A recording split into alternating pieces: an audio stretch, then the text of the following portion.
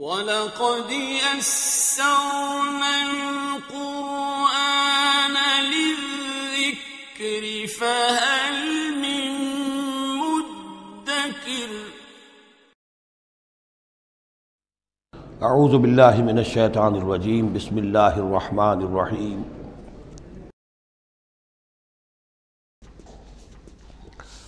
ذالک ان لم یکن ربک مہلک القری بظلم واہلھا غافلون، یہ اس لیے کہ آپ کے رب کی یہ سنت نہیں ہے کہ وہ بستیوں کو برباد کر دے زیادتی اور ظلم کے ساتھ، جبکہ اس کے رہنے والے اہلھا وہاں کے لوگ بے خبر ہوں۔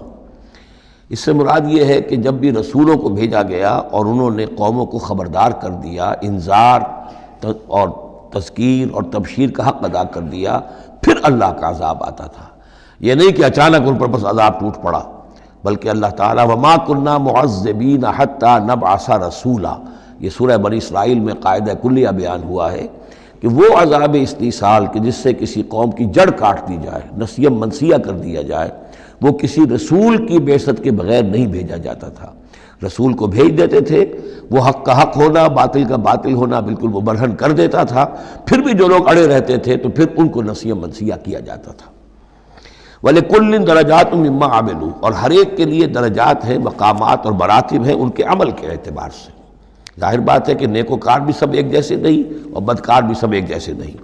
وَمَا رَبُّكَ بِغَافِلٍ عَمَّا يَعْمَلُونَ، اور آپ کا رب بے خبر نہیں ہے، غافل نہیں ہے اس سے کہ جو یہ کر رہے ہیں۔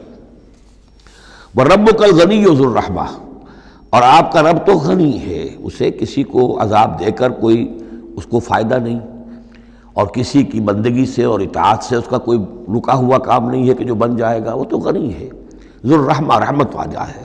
ان یشاء یذھبکم، اور اس کی شان یہ ہے کہ وہ چاہے تو تم سب کو لے جائے، ختم کر دے، ویستخلف من بعدکم ما یشاء، اور تمہارے بعد جن کو چاہے وہ لے آئے، ایک نئی مخلوق لے آئے، ایک نئی سپیشیز لے آئے، ایک نئی نسل آدم پیدا کرتے۔ اللہ کا اختیار مطلق ہے۔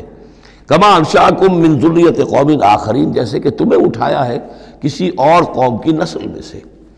قوم عاد تھی عرب میں بڑی زبردست، لیکن جب اس کو تباہ و برباد کر دیا گیا تو انہی میں سے جو لوگ چند ساتھی اہل ایمان تھے حضرت ہود کے، وہی لوگ وہاں سے ہجرت کر کے چلے گئے، اور ان کے ذریعے سے پھر سمود کی قوم جو ہے وہ انہی کے ذریعے سے وجود میں آئی۔ پھر سمود کو بھی ہلاک کر دیا گیا، تو پھر ان میں سے جو اہل ایمان تھے وہ کہیں چلے گئے ہجرت کر کے، تو ان سے ایک اور قوم وجود میں آ گئی۔ تو فرمایا جیسے تمہیں بھی ہم نے اٹھایا ہے اور قوموں کی نسل میں سے، اسی طریقے سے ہم تمہیں ہٹا کر کسی اور قوم کو لے آئیں گے۔ انما توعدون لآت، جس چیز کا تم سے وعدہ کیا جا رہا ہے یا دھمکی دی جا رہی ہے وہ آ کر رہے گی۔ وما انتم بمعجزین، اور تم عاجز کر دینے والے نہیں ہو، اللہ کو عاجز نہیں کر سکتے، اللہ کے یہ وعدے پورے ہو کر رہیں گے۔ قل یا قوم اعملوا علی مکانتکم انی عامل، اب یہ ہے چیلنجنگ انداز، کہہ دیجئے اے میری قوم کے لوگوں، کر لو جو کچھ کر سکتے ہو اپنی جگہ پر، میں بھی کر رہا ہوں جو میرے بس میں ہے۔ یعنی تم نے اب 12 برس گزر گئے مجھے دعوت دیتے ہوئے، تم نے ایڑی چوٹی کا زور لگا لیا، مجھے ستایا، 3 سال تک تو مجھے شیب بنی ہاشر میں محصور رکھا ہے، جو بھی سختیاں مجھ پر آئی ہیں میرے ساتھیوں پر آئی ہیں، میرے ساتھیوں کو تم نے ذبح کر دیا۔ میرے ساتھی کتنے ہیں کہ جو گھر بار چھوڑ کر چلے گئے اور مجبور ہو گئے کہ حبشہ کی طرف ہجرت کریں۔ تم نے جو کچھ کر لیا اور جو کر سکتے ہو کر لو۔ قل یا قوم اعملوا علی مکانتکم انی عامل، مجھے جو کرنا ہے وہ میں کر رہا ہوں، جو میرا فرض منصبی ہے وہ مجھے ادا کرنا ہے۔ فسوف تعلمون من تکون لہ عاقبۃ الدار، تو ان قریب تمہیں معلوم ہو جائے گا کہ کس کے لیے ہے وہ عاقبت والا گھر، کس کے لیے کامیابی ہے، کس کے لیے جنت و راح و ریحان ہے، اور کس کے لیے وہاں پر دوزخ ہے اور اللہ کا عذاب ہے۔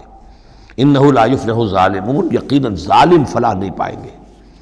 وجعلوا للہ مما ذرا من الحرث والانعام نصیبا، اور انہوں نے اللہ کے لیے بھی جو کچھ پیدا ہوتا ہے کھیتی میں سے اور جو ان کے بھی مویشی ہوتے ہیں ان میں ایک حصہ رکھا ہے، کیونکہ آخر جو شرک جو ہے جس کو کہتے ہیں کہ ایک بڑے خدا کو مان کر چھوٹے خداؤں کو شریک کرنا، بڑے خدا کا انکار اس میں نہیں ہوتا۔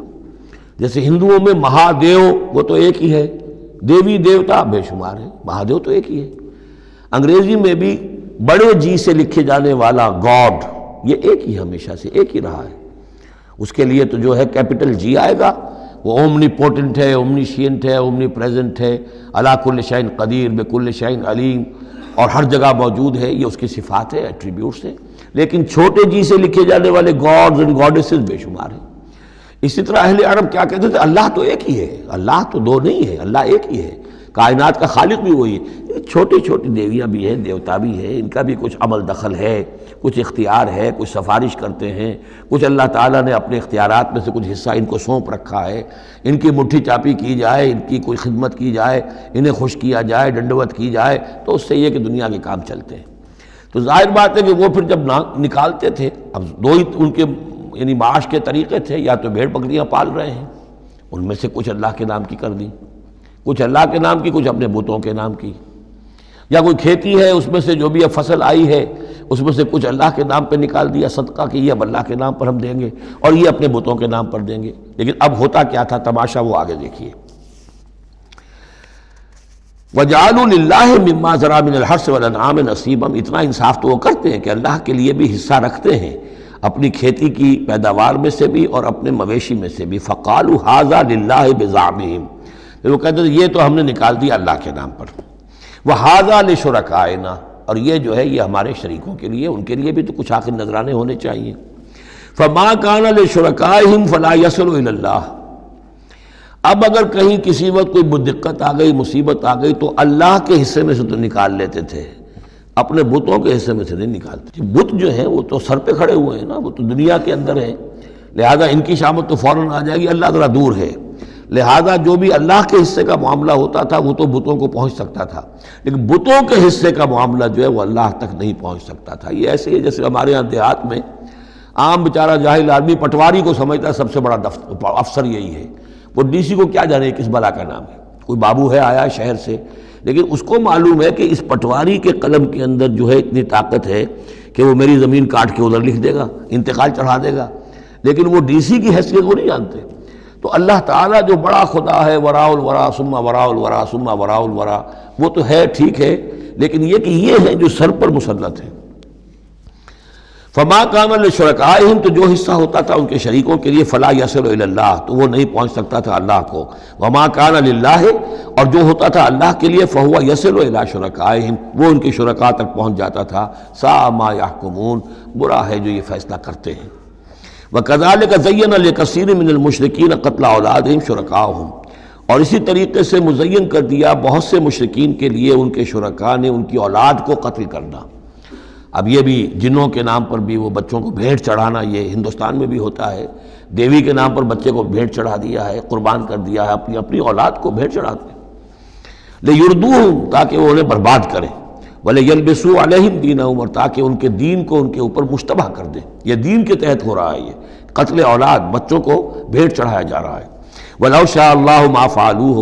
اگر اللہ زبردستی کرتا تو وہ یہ نہ کر سکتے. فَذَرْهُمْ وَمَا يَفْتَرُونَ. تو چھوڑیے ان کو، دفع کیجئے ان کو اور جو بھی افترا بازی یہ کر رہے ہیں. وَقَالُوا هَٰذِهِ أَنْعَامٌ وَحَرْثٌ حِجْرٌ. اور ان کا کہ یہ جو جانور ہیں اور یہ جو کھیتی ہے یہ ممنوع ہے. کیا مطلب ممنوع کا؟ لا يطعمها الا من نشاء. اس کو نہیں کھا سکتے مگر وہی جو ہم جانتے ہیں، جو ہم سمجھتے ہیں، جس کے بارے میں ہماری رائے بزعمہم، ان کے اپنے خیال میں. وانعام حرمت ظہورها. اور یہ جو چوپائے ہیں ان کی پیٹھیں جو ہیں حرام کر دی گئی، ان کے اوپر کوئی سواری نہیں کر سکتا، اس اونٹ پر اس پر کوئی سوار نہیں ہوگا. وانعام لا یذکرون اسم اللہ علیہا. اور کچھ ایسے مقرر کر لیتے تھے چوپائے جن پر اللہ کا نام نہیں لیا جا سکتا. یہ ہے جو وہاں آیا تھا اس سے پہلے اس آیت مبارکہ میں کہ کیوں مت کھاؤ اس چیز کو جس پر کہ اللہ تعالیٰ کا نام نہ لیا جائے. یعنی ان کے ہاں ایک خاص قسم کے توہمات جو تھے مشرکانہ، ان میں یہ بھی ایک رسم تھی کہ کچھ حیوانات کے بارے میں وہ طے کر لیتے تھے کہ ان کو جب ذبح کرنا تو اللہ کا نام ہرگز نہیں لینا. تو فرمایا اس کو ہرگز مت کھاؤ، کسی شکل میں بھی اس کے قریب مت جاؤ. وہ وہاں تھا، یہاں پر اس کی حقیقت کھل گئی ہے کہ یہ خاص معاملہ ہے، وہ عام حکم نہیں ہے. وَأَنْعَامٌ حُرِّمَتْ ظُهُورُهَا وَأَنْعَامٌ لَا يَذْكُرُونَ اسْمَ اللَّهِ عَلَيْهَا افْتِرَاءً عَلَيْهِ. اور یہ سب افطرا اللہ تعالیٰ کے اوپر جھوٹ جڑ رہے ہیں کہ یہ اللہ نے ہمیں بتایا ہے.